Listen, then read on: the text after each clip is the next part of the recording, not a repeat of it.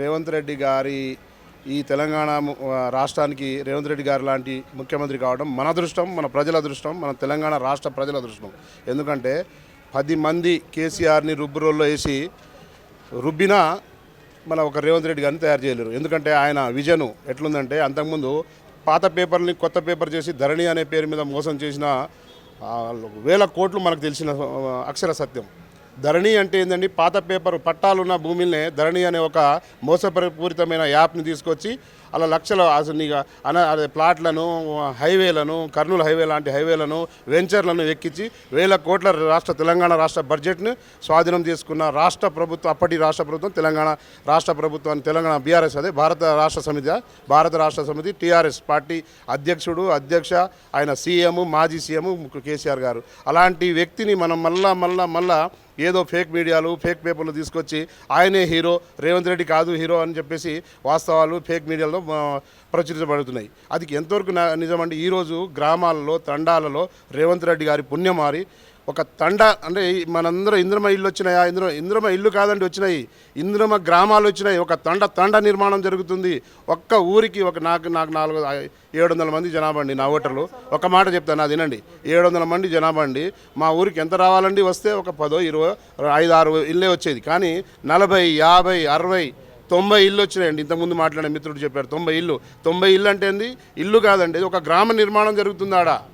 గ్రామ నిర్మాణం, 90 ఇళ్ళు ఉన్న గ్రామ నిర్మాణం జరిగిందండి. అంత పెద్ద గొప్ప నాయకుడు, అంత పెద్ద రాష్ట్రం ఏదైనా ఉందండి భారతదేశంలో? చెప్పండి. మీరు రాష్ట్రంలో, భారతదేశంలో ఉన్న అన్ని సమీకరణ చేస్తుంటారు కదా వార్తల్ని. 90 ఇళ్ళు కట్టిన ఒక చిన్న గ్రామంలో 90 ఇళ్ళ సందర్భాలు కానీ, దాఖలు కానీ ఉన్నాయండి. ఇంకెందుకు మనం రేవంత్ రెడ్డి గారిని తిట్టాలి? చెప్పండి. ఉదయం చూసి ఆడ దేవుడు ఇచ్చిన వరం తెలంగాణ రాష్ట్రానికి ఎందుకంటే సామాన్యుడు, common man is a common man. CM కాదు ఆయన, కామన్ మ్యాన్. ఈ ఓడిపోయినా ఇక వాళ్ళు మీషాలు గిక్కొని వచ్చి మేమే తోపులం తురుములు అంటారు. కానీ ఆయన అట్లా లేడండి, సాదా సీదా మనిషి. ఉదయం లేచిండా ఇతర దేశాలకు పోయి వచ్చి ప్రెస్ మీట్ పెట్టిన ముఖ్యమంత్రి చూపించండి. మీరు ఉన్నారా ఎవరన్నా? ఎందుకు రాష్ట్రం మీద ఆయనకు అంత చిత్తశుద్ధి? దేనికంటే ఆయనకు విజన్ ఉంది. ఆయన ఒక క్రమశిక్షణ కలిగిన వ్యక్తి, కింది స్థాయి నుంచి వచ్చిన వ్యక్తి, జడ్పీటీ స్థాయి నుంచి వచ్చిన వ్యక్తి. ఆయన తెలుసు పెద్దలు ఆయన తెలంగాణ రాష్ట్రంలో ఉన్న ప్రజల సమస్యలు తెలుసు, వీరు చేసే అవతల ప్రతిపక్షాలు చేసే ఓవర్ యాక్షన్ తెలుసు. ఈ రెండింటికి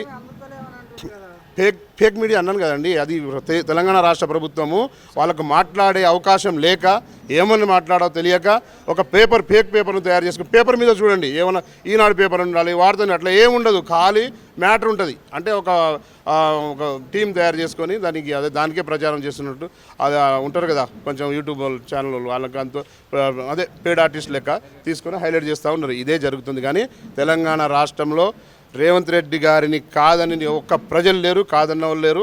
ఎవరన్నా కాదు అన్నారంటే వాళ్ళు బీఆర్ఎస్ వాళ్ళు. సమ్మక్క సారక్క చారిత్రాత్మక నిర్మాణం, అది చారిత్రాత్మక జాతర అయింది. అది క్రెడిట్స్ గోస్ టు పూర్తి క్రెడిట్ మన తెలంగాణ ముఖ్యమంత్రి గౌరవ రేవంత్ రెడ్డి గారికి చెందుతుంది. అది ఇది అక్షర సత్యం. ఇంకేం కావాలండి చెప్పండి. కేసీఆర్ గారు అసెంబ్లీకి రాకపోవడానికి కారణాలు కోకోలు ఉన్నాయి. ఇప్పుడు కేసీఆర్ గారు వచ్చి కూర్చున్నారో లేదో కేసీఆర్ చేసిన మోసాలని చెప్పాల్సి వస్తుంది. మన ప్రతిపక్షాలన్నీ కాసుకొని ఉన్నాయి. వీళ్ళకి చెప్పాలంటే వీళ్ళు ఒంటెత్తి పొగడలు ఎక్కువైనాయి. వీళ్ళకి చెప్పినా చెప్పకున్నా ఇదేదో కేసీఆర్, మన కేటీఆర్ కానీ, హరీష్ రావు కానీ ఏదో ఇక అప్పటికప్పుడు తూతూ మంత్రంగా బయటికి పోతారు, మాకు వాకౌట్ చేశారని చెప్పేసి ఒక వార్త బయటకు తీస్తారు. కేసీఆర్ గారు చేసిన కాళేశ్వరానికి చేసిన మోసపూరితమైన ఒక ప్రాజెక్టు, దాని గురించి బయటకు తీయాల్సి వస్తుంది. అది రేవంత్ రెడ్డి గారు ఎప్పుడు తీద్దామని చూసినా కూడా ఆయన టైం ఇవ్వట్లేరు. ఉచిత బియ్యం రేషన్ కార్డులు ఇవ్వడం, నువ్వు ఇచ్చిన రేషన్ కార్డు ఒకటన్నా? అది కాదా? ప్రజలకు సంబంధించిన, సామాన్యులకు సంబంధించిన చట్టం కాదా? ఇంట్లో ఇప్పుడు ప్రశాంతంగా వండి తిని, పనులకు పోయి వండి తిని పండుకోవడానికి 200 యూనిట్లు ఫ్యాన్లు తిరుగుతున్నాయి. అది ప్రశాంతమైన ప్రజలకు సంబంధించిన చట్టం కాదా? చెప్పండి. ఏది కాదంటే నువ్వు కోకాపేటలో కొల్లగొట్టిన ప్రజల భూమిని ఈరోజు ఏడ బయట తీస్తారని నువ్వు చేస్తున్న ప్రచారానికి ఇదంతా నీది కాదు చట్టం. వాస్తవంగా నువ్వు అమ్ముకొదిన తెలంగాణ రాష్ట్రం మరో బీహార్ అయ్యేది. అదే నువ్వు ఉంటే మరో బీహార్ తెలంగాణ రాష్ట్రాన్ని అమ్ముడుపోయి ఇప్పుడు ఇన్స్టాల్మెంట్ కట్టుతున్నాడండి మన రేవంత్ రెడ్డి తెలంగాణ ముఖ్యమంత్రి గారు. నువ్వు తెచ్చిన పాపపు అప్పుని రీపేమెంట్ చేస్తున్నాడంటే తెలంగాణ రాష్ట్ర బడ్జెట్ ఆడికే సగం పోతుంది. లేకుంటే ఇంకో లెవెల్ ఉండే రేవంత్ రెడ్డి, ఇంకో లెవెల్ గేరేసి ముందుకు పోతుండే. అట్లాంటిది నువ్వు తెచ్చిన అప్పుకి, నువ్వు తెచ్చిన దరిద్రానికి రీపేమెంట్ చేయాలి. వడ్డీల శాతం తగ్గించుకొని రీపేమెంట్ చేస్తుండు. దట్ ఈస్ రేవంత్ రెడ్డి మొగడు, తెలంగాణ రాష్ట్ర మొగడు. Subscribe us and press the bell icon for more interesting updates.